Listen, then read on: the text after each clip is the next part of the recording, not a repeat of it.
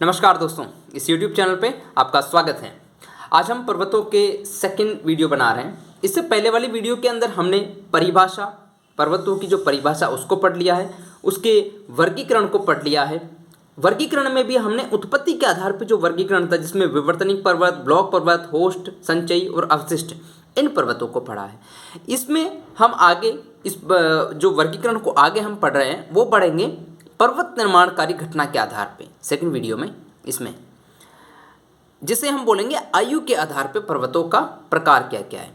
ये 4 प्रकार के होते हैं: चर्नियन, कैलेडोनियन, हर्सिनियन और अल्पाइन। अब हमारे दिमाग में आता है कि पर्वत निर्माणकारी घटना क्या होती है या आयु के आधार पर पर्वतों को कैसे पढ़ेंगे।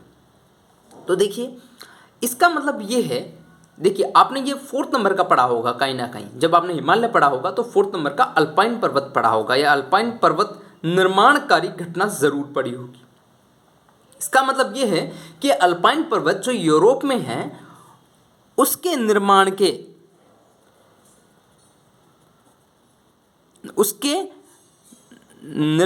समय जिन पर्वतों का निर्माण हुआ,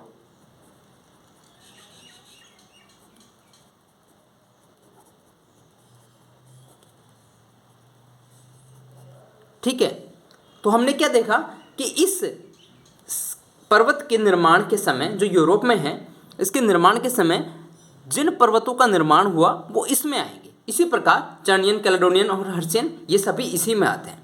ठीक है, तो ये आयु के आधार पे हो गया। अब हम चर्नियन पर्वत के बारे में पढ़ते हैं कि चर्नियन पर्वत क्या होते हैं। ठीक है, सबसे पहले हम देखते हैं कि चर्नियन पर्वत के बारे में हम जब बात करते हैं तो उसके बारे में देखते हैं कि सर ये इसे कैम्ब्रियन और प्री कैम्ब्रियन पर्वत भी कहते हैं। क्यों कहते हैं? क्योंकि इनका निर्माण प्री कैम्ब्रियन या कैम्ब्रियन काल में हुआ था। कैसे हुआ था उसे देखते हैं। सबसे पहले हम बात करते हैं कि कैम्ब्रियन क्या होता है। जब हम कैम्ब्रियन किसकी बात करते हैं या प्री कैम्ब्रियन की बात करते हैं तो ये क्या होता है, तो ये इसकी बात करते हैं। ये जो भू समय सारणी होती है, अब हम बात करते हैं भू समय सारणी, जिसमें हमें पृथ्वी के निर्माण का समय मालूम होता है कि कौन कौन से समय में कैसे किस प्रकार पृथ्वी का निर्माण हुआ है। तो भू समय सारणी के अंदर जो पहला कालखंड है, टाइम जोन है, वो कैम्ब्रियन है। ठीक है, कैम्ब्रियन का टाइम कितना है? इसका टाइम है 59 करोड़ वर्ष पूर्व से 50.5 करोड़ वर्ष पूर्व तक। ठीक है, इनके मध्य का जो टाइम है वो कैम्ब्रियन टाइम। और इस कैम्ब्रियन टाइम के जो पहले का समय है उसे हम बोलेंगे प्री कैम्ब्रियन। ठीक है, ये हो गया। जैसे इतिहास को बोलते हैं कि जैसे कोई हिस्ट्री है उसको इतिहास बोलते हैं, उसके पहले का जो इतिहास है उसे बोलते हैं प्राग ऐतिहासिक। ठीक है, तो अब हम बात करते हैं, हमने बात कर लिया कि इसको प्री कैम्ब्रियन पर्वत क्यों कहते हैं, क्यों कहते हैं, इसकी अब बात करेंगे। हमने इसके बात की कि इसे कैम्ब्रियन या प्री कैम्ब्रियन पर्वत कहते हैं। अब हम आगे बात करते हैं कि इस पर्वत का निर्माण जो हुआ है वो 4 अरब वर्ष पूर्व से लेके 59 करोड़ वर्ष पूर्व के बीच में हुआ है। ठीक है, अभी अभी हमने देखा कि प्री कैम्ब्रियन का जो समय था कैम्ब्रियन का, वो 59 करोड़ वर्ष पूर्व से लेके 50 करोड़ वर्ष पूर्व के मध्य है। इसीलिए इन दोनों का टाइम स्केल मैच है। तो 59 करोड़ वर्ष पूर्व से स्टार्ट होता है कैम्ब्रियन, ठीक है, और उससे पहले का समय प्री कैम्ब्रियन। तो इस पर्वत को क्या कहेंगे? कैम्ब्रियन और प्री कैम्ब्रियन पर्वत। समय इसका मैंने बताया 4 अरब वर्ष पूर्व से लेके 59 करोड़ वर्ष पूर्व के बीच में, करोड़ वर्ष पूर्व के बीच में। ठीक है, ये दुनिया के सबसे प्राचीनतम पर्वत है, क्योंकि सबसे पुराने समय में इन्हीं का निर्माण हुआ था और ये सबसे प्राचीनतम पर्वत है। अब हम बात करते हैं, इसमें जीवाश्म नहीं पाया जाता है। जीवाश्म क्यों नहीं पाया जाता है? इसका मेन रीज़न ये है कि उस समय तक जीवों की उत्पत्ति ही नहीं हुई थी, ना उसमें पेड़ों का निर्माण हुआ था, ना मनुष्यों का, किसी भी प्रकार के जीवों का निर्माण नहीं उत्पन्न हुए थे। इस वजह से उसमें जीवाश्म नहीं पाया जाता है। ठीक है, अब हम बात करते हैं कि इस समय किन किन पर्वतों का निर्माण हुआ। तो सबसे पहले देखते हैं नॉर्थ अमेरिका का लॉरेंसिया, यूरोप का स्कैंडिनेवियाई पर्वत या स्कैंडिनेवियाई पर्वत, भारत का अरावली और स्कॉटलैंड का एंजेलेसी। अब हम देखते हैं कि ये स्कैंडिनेवियाई पर्वत क्या होता है। आपके सामने ये 3 देश दिख रहे होंगे, नॉर्वे, स्वीडन और फिनलैंड। इनको स्कैंडिनेवियाई देश कहते हैं। क्यों कहते हैं? क्योंकि यहाँ एक इनका जो अभी जो मैंने पर्वत की बात की, वो पर्वत का विस्तार हो रखा है यहाँ से यहाँ तक, इन तीनों देशों में। इस वजह से इनको स्कैंडिनेवियाई देश कहते हैं। ठीक है, अब हम बात करते हैं कैलेडोनियन पर्वतों की। देखिए, कैलेडोनियन जो पर्वत है, इनका निर्माण हुआ, इसका जो नामकरण हुआ है वो स्कॉटलैंड के कैलेडोनियन पर्वत जो था उसके नाम पर हुआ है। यानी कि स्कॉटलैंड का कैलेडोनियन पर्वत जिस समय निर्माण हुआ था, जिसका उस समय निर्माण हुआ था, उस समय जिन जिन पर्वतों का निर्माण हुआ है वो इस श्रेणी के अंदर आएंगे। ठीक है, इस पर्वत का निर्माण कब हुआ था? आज से 50 करोड़ वर्ष पूर्व से लेके 36 करोड़ वर्ष पूर्व के बीच के अंदर, मतलब इस टाइम स्केल के बीच में जिन जिन पर्वतों का निर्माण हुआ है वह कैलेडोनियन पर्वत निर्माणकारी घटना के पर्वत कहलाते हैं। कौन कौन से हैं वो देखते हैं। देखिए, स्कॉटलैंड का कैलेडोनियम आ गया। ठीक है, अब दूसरी बात करते हैं नॉर्थ अमेरिका का अबलेशियन पर्वत। इनकी बात हम जब माउंटेन्स को पढ़ेंगे कॉन्टिनेंट वाइज तब ठीक से करेंगे, जो आगे आएगा। ऑस्ट्रेलिया का ब्रोकन हिल्स, मध्य एशिया का अल्टाई माउंटेन्स और भारत में विंध्यन और सतपुड़ा पर्वत श्रेणी इसके अंदर आती है। अब हम बात करते हैं हर्सिनियम पर्वत की। हर्सिनियम पर्वत निर्माणकारी घटना के समय जिन पर्वतों का निर्माण हुआ उनकी। ठीक है, तो देखिए, इसका निर्माण हुआ था आज से 20 करोड़ वर्ष पूर्व से लेकर 24 करोड़ वर्ष पूर्व के बीच में। ये पर्वत निर्माणकारी घटना इसके बीच की है। इस हर्सिनियम पर्वत का नाम जो आया वो कहाँ से आया? यूरोप में हॉर्स पर्वत से। यूरोप में ये कहाँ है? जर्मनी में।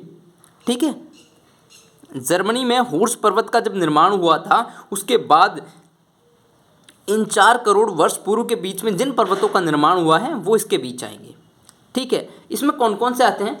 देखिए, दक्षिण अफ्रीका का डेकेंसबर्ग, जर्मनी का ब्लैक फॉरेस्ट, रूस का यूराल और अल्ताई माउंटेन्स, फ्रांस का वॉस्जेस और स्पेन और पुर्तगाल का कैंटाब्रियन। ठीक है, तो ये हर्सिनियम पर्वत आ गए जिनके बारे में हमने बात कर ली है। अब आगे हम बात कर रहे हैं अल्पाइन पर्वत की। इसमें से क्वेश्चन ज़्यादा बनते हैं। देखिए, इसका निर्माण ये घटना कब घटित हुई थी? ये पर्वत निर्माणकारी घटना 6.5 करोड़ वर्ष पूर्व से लेके 6.5 करोड़ वर्ष पूर्व से लेके आज भी इसका निर्माण जारी है। कैसे? जब हम देखते हैं कि आज भी भूकंपीय क्रियाओं के द्वारा पर्वतों का निर्माण हो रहा है, जैसे हिमालय वगैरह में कई बार अभी भी भूकंप आते हैं, तो ये निर्माणकारी घटना अभी भी जारी है। ठीक है, अल्पाइन पर्वत निर्माणकारी घटना। ठीक है, इसका जो नामकरण हुआ है वो यूरोप के अल्पाइन पर्वत से हुआ है। अल्पाइन पर्वत, इसकी आगे हम चर्चा करेंगे कि ये कहाँ कहाँ विस्तार है। ठीक है, अब जो क्वेश्चन फ्रेम होता है इसमें से वो कहाँ से होता है? वो यहाँ से फ्रेम होता है कि इनमें से कौन सा पर्वत अल्पाइन पर्वत निर्माणकारी घटना के समय निर्मित हुआ है।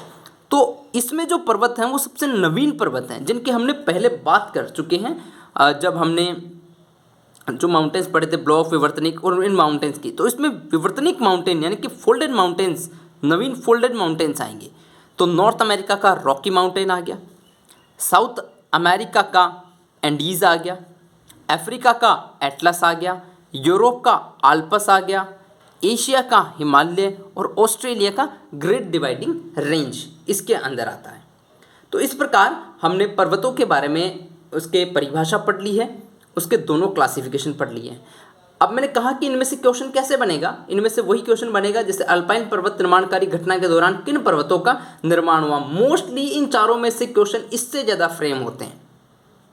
इस प्रकार इसमें से देखिए, हर्सिनियम में से भी वही चीज़ें आ सकती हैं जो कि किस हर्सिनियम पर्वत निर्माणकारी घटना के दौरान किन पर्वतों का निर्माण हुआ था। वैसा ही कैलेडोनियम पर्वतों के बारे में पूछ सकते हैं कि कैलेडोनियम पर्वतों के समय किनका निर्माण हुआ था, और उसी प्रकार हमारा जो कैनियन पर्वत निर्माणकारी घटना है उसमें से क्वेश्चन पूछे जा सकते हैं। अब हम माउंटेन्स के बारे में पढ़ेंगे कि कौन से माउंटेन्स कहाँ पर हैं। इसके लिए सबसे पहले हम नॉर्थ अमेरिका के माउंटेन्स की बात करते हैं। ठीक है, नॉर्थ अमेरिका के माउंटेन्स को पहले यहाँ पे देख लीजिए एक बार। इस मैप को आप बना लीजिएगा कि कौन कौन से पर्वत कहाँ हैं। यहाँ पे अलास्का, यहाँ पे ब्रुक्स, यहाँ पे मैकेंजी, यहाँ पे रॉकी, यहाँ पे तटीय पर्वत श्रेणी, इसके बाद में यहाँ पे सियारा नेवादा, ये कैस्केड, ये सियारा माद्रे ओरिएंटल, ये सियारा माद्रे ऑक्सीडेंटल, और यहाँ अपलेशियन पर्वत आ जाता है। अब इसको मैप के अंदर देखते हैं, मैप के अंदर कौन कौन से कहाँ कहाँ है। देखिए ये जो आपको दिख रहा है अलास्का श्रेणी, मैप में ज़रूर देखिएगा आप, मैप में बिना समझे नहीं आएगा समझने को, आपको मैप में देखना ही पड़ेगा। यहाँ पे ब्रुक्स, ये मैकेंजी, ये रॉकी, पूरा बहुत बड़ा श्रृंखला है ना जो कि रॉकी का, तो ये यहाँ से यहाँ तक का रॉकी, ये तटीय पर्वत श्रेणियाँ आ गई। ठीक है, इसके बाद में ये कैस्केड पर्वत श्रेणी आ गई, और ये तटीय पर्वत श्रेणी का भाग चल रहा है, ये यहाँ पे कैस्केड आ गया, ये सियारा नेवादा आ गया। इसके बाद में सियारा माद्रे ओरिएंटल और सियारा माद्रे ऑक्सीडेंटल, और ये अपलेशियन पर्वत। ठीक है, अब इनके बारे में हम डिटेल से चर्चा करेंगे। अब जो हम उत्तरी अमेरिका के पर्वत पढ़ रहे हैं उनमें सबसे पहले हम पढ़ते हैं अलास्का श्रेणी के जो पर्वत है या अलास्का रेंज जो है उसको पढ़ते हैं। ठीक है, अलास्का पर्वत को, ये कहाँ पे है, ये यूएसए के अलास्का राज्य के अंदर है। ठीक है, अलास्का राज्य के अंदर है, और ये उत्तरी अमेरिका के उत्तरी क्षेत्रों के अंदर है, जो उत्तरी अमेरिका के उसके भी उत्तर में स्थित है। ठीक है, यहाँ पे देखिए आप, ये उत्तरी अमेरिका का मैप है। ठीक है, उत्तरी अमेरिका का ये मैप है जिसमें हम बात कर रहे हैं अलास्का पर्वत की। ये अलास्का पर्वत इस अलास्का राज्य के अंदर है, ये जो अलास्का राज्य है इसके अंदर ये बना हुआ है। अलास्का राज्य अमेरिका के पास है, और ये जो उत्तरी अमेरिका है पूरा इसके उत्तर में स्थित है। ठीक है, इसकी सबसे ऊंची पर्वत चोटी कौन सी है, ये देनाली है, जिसे हम मैककिनले के नाम से भी जानते हैं। तो उसकी सबसे ऊंची चोटी कौन सी है, देनाली, जिसे हम मैककिनले के नाम से जानते हैं, और इसी के नाम से यहाँ पे नेशनल पार्क भी है। इसकी ऊंचाई आपको कोई नहीं पूछेगा, लेकिन आपको ये इसके बारे में पूछ सकते हैं, देनाली के बारे में। आपको मैं अलास्का के बारे में कुछ बताऊं कि अलास्का जो था वो सबसे पहले यूएसएसआर यानी कि रशिया के पास था, सोवियत संघ के पास था। लेकिन उस समय जो रशिया जो था वो बहुत बड़ा हो गया था। ठीक है, उसका एरिया बहुत बड़ा था रशिया का, जैसे रशिया इस तरफ था तो ये अलग प्रशांत महासागर रहता, उसके बाद में अमेरिका आ जाता है, यहाँ पे अलास्का था। ठीक है, तो ये रशियन कॉन्टिनेंट में आता था। अब रशिया के पास इसको कंट्रोल करने के लिए उस समय इतना पैसा नहीं था, ना ही उस समय इतनी फौज हुआ करती थी, और उस समय इनको डर था कि ये ब्रिटेन की मदद लेके इसको कंट्रोल में कर लेगा, इससे अच्छा इसको बेच ही देते हैं। तो इन्होंने 1867 के अंदर इसको अमेरिका को बेच दिया, और बहुत ही सस्ते दामों में, $72 लाख के अंदर ही इसको बेच दिया। जबकि इसके अंदर गोल्ड है, ऑयल है, और भी बहुत सारी है। इसे अमेरिका का खजाना कहा जाता है, अलास्का को अमेरिका का खजाना बोलते हैं। ठीक है, तो इसको 1967 के अंदर रशिया ने अमेरिका को सोल्ड कर दिया था, बेच दिया था। अब हम आगे बात करते हैं ब्रुक्स पर्वत का, जो अलास्का के अंदर ही है। मैंने थोड़ी देर पहले बात की थी कि जो हमारे यहाँ पे जो ये बना हुआ है अलास्का, उसके जस्ट ऊपर की तरफ ब्रुक्स पर्वत बना हुआ है, जो अपने जस्ट अभी पहले जो मैप देखा था उस मैप को देखिएगा। इसके बाद में हम बात करते हैं, ये अलास्का राज्य में है, मैकेंजी पर्वत की।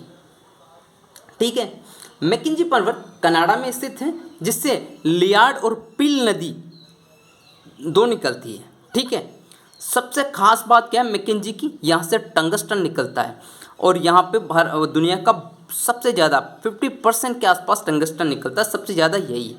ठीक है, और इसकी सबसे ऊंची चोटी कौन सी है, कील। ठीक है, अब इसको मैप में देखिएगा, ये रहा मैकेंजी पर्वत, ठीक है, ये जो कौन से में है, ये यहाँ पे कनाडा आएगा, उस कनाडा के अंदर मैकेंजी पर्वत है, ठीक है, यहाँ से दो नदियाँ निकलती हैं, लियार्ड और पील, ठीक है। अब हम आते हैं रॉकी माउंटेन के ऊपर। रॉकी माउंटेन को जैसा मैंने बताया, इस मैप में देखिए आप, ये रॉकी माउंटेन स्टार्ट होता है यहाँ से, ये कनाडा से स्टार्ट होगा, कनाडा से स्टार्ट होके ये पूरे अमेरिका को लास्ट तक कवर करता है, ठीक है। तो बहुत बड़ा माउंटेन है ये, रॉकी माउंटेन हो गया।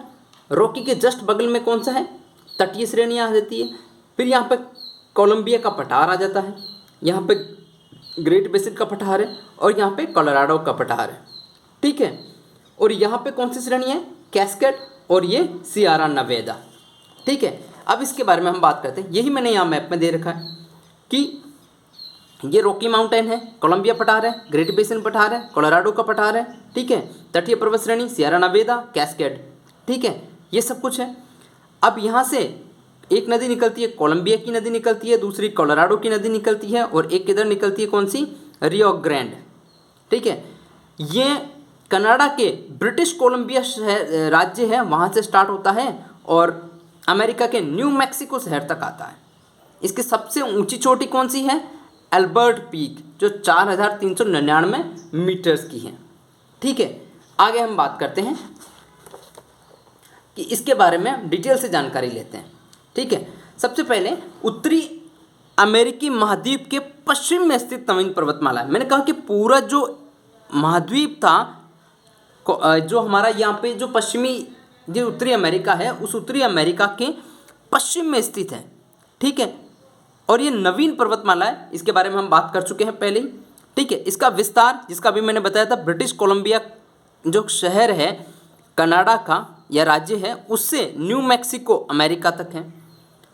यह विश्व की दूसरी लंबी पर्वतमाला है। पहली कौन सी है, एंडीज, जो कहाँ पे है, दक्षिण अमेरिका के अंदर है। इसकी सबसे ऊंची चोटी कौन सी है, एल्बर्ट, 4399 मीटर की, जो कहाँ पे, यूएसए में ही है। अब बात करते हैं कि ये इम्पोर्टेंट क्यों है, क्योंकि सर इसके अंदर सीसा, जस्ता, चांदी, सोना आदि बहुत सारे खनिज मिलते हैं, इसलिए बहुत इम्पोर्टेंट भी है। अब यहाँ पे मैंने थोड़ी देर पहले आपको यहाँ पे पठारों के बारे में बताया था कि इसमें कोलंबिया पठार है, ग्रेट बेसिन पठार है और कोलोराडो का पठार है, और इन दोनों के नाम से यहाँ पे नदियाँ भी हैं, जैसे कोलंबिया, कोलोराडो और रियो ग्रैंड। जो रियो ग्रैंड अपने जो राइट हैंड है उस तरफ जाएगी और बाकी लेफ्ट हैंड की तरफ आएगी। और यहाँ पे दो बड़े नेशनल पार्क हैं, येलोस्टोन नेशनल पार्क और योहो नेशनल पार्क, ठीक है, योहो नेशनल पार्क। और इन दोनों की बात कर ली हमने। आगे चलते हैं कि इसमें दो पर्वत श्रेणियाँ और जो मैंने बताई थी, जो इसी जो रॉकी माउंटेन है उसके पास में है, तटीय पर्वत श्रेणी, कैस्केड और सियारा नेवादा। इसके बारे में सीधा सीधा हम लिख सकते हैं कि ये अमेरिका में है और कैस्केड भी अमेरिका के अंदर है। सियारा नेवादा की हम बात करते हैं, ठीक है। पहले तो ये अमेरिका में स्थित है, बिल्कुल ये अमेरिका में स्थित है, रॉकी पर्वत के इस तरफ, ठीक है। और ये विश्व का सबसे बड़ा पर्वतखंड है। पर्वतखंड मतलब जैसे आपने राजस्थान में माउंट आबू देखा है, एक अलग से बना हुआ पहाड़ है, एक यूँ सिंपल से अलग से बना हुआ पहाड़ है, तो अलग से पर्वत ऊंचा अलग बना हुआ पहाड़ है, यानी कि विश्व का सबसे बड़ा पर्वतखंड है। और इसकी सबसे ऊंची चोटी कौन सी है, वीटी, ठीक है। इस पर्वत पर उत्तरी अमेरिका की सबसे बड़ी अल्पाइन झील ताहो स्थित है, ठीक है। अल्पाइन झील क्या होती है, देखिए अल्पाइन झील होती है कि जिस झील की समुद्र तल से 10,000 फीट की ऊंचाई से शुरू होती है, ठीक है, यहाँ से शुरू होती है, यानी कि बहुत ऊंचाई पे होती है। और ये अत्यधिक ऊंचाई पे होती है, इसलिए ये जो नीचे हमारी जो झीलें होती हैं उनकी तुलना में अधिक साफ होती हैं। दूसरा, यहाँ पे शैवालों की और काई की कमी रहती है। किसकी, शैवाल प्लस काई की कमी रहती है, ठीक है। और यहाँ पे कौन से पेड़ से ढकी रहती है, ये चीड़, और इसके चीड़ के पेड़ों से ये हमेशा ढकी रहती है। अल्पाइन झील आप उत्तरी, जैसे ऊपर की तरफ पहाड़ों में जाएंगे, बहुत ऊपर पहाड़ों में, वहाँ आपको अल्पाइन झीलें मिलेगी, ठीक है। जैसे हम भारत की बात करते हैं तो वहाँ पे चंद्रताल लेक, ये एक अल्पाइन श्रेणी की झील है। इसके आगे हम चलते हैं कि इसी को एक बार वापस देख लेते हैं कि ताहो झील वगैरह कहाँ है। तो ये मैंने कहा था कि ये तटीय पर्वत श्रेणियाँ हैं, ये कैस्केड है, और यहाँ पे जो मैंने कहा कि ये ताहो झील इधर है। अब हम बात करते हैं सियरा माद्रे ऑक्सीडेंटल और सियरा माद्रे ओरिएंटल।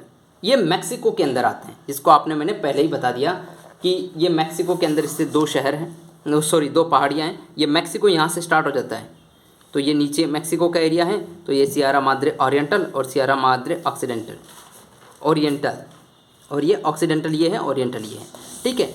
इसके बाद हम बात करते हैं अपलेशियन की। अपलेशियन पर्वत जो है ये अमेरिका के पूर्व में स्थित है। ये अमेरिका है, इसके इस तरफ पूर्व में स्थित है, ठीक है। इसकी सबसे ऊंची चोटी कौन सी है? मिशेल, जिसको अभी हम मैप में देखने वाले हैं। मेन बात क्या है कि ये जो पहाड़ है वो प्राचीन वलित पर्वत है, यानी कि सबसे पुराना बना हुआ है, ठीक है।